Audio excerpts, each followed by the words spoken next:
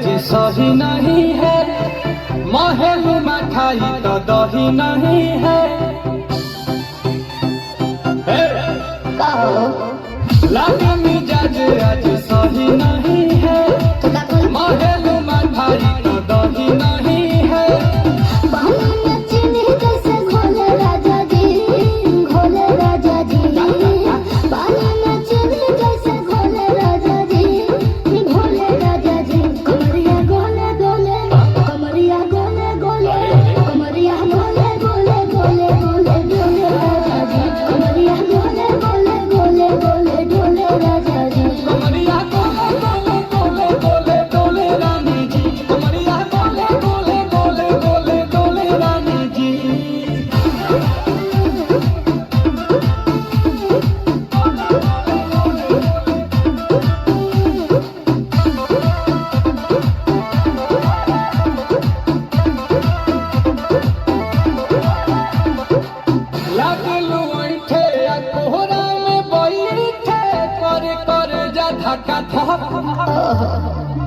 कहलू झूठे की जाला न उठे, होखेला हमारा कसम।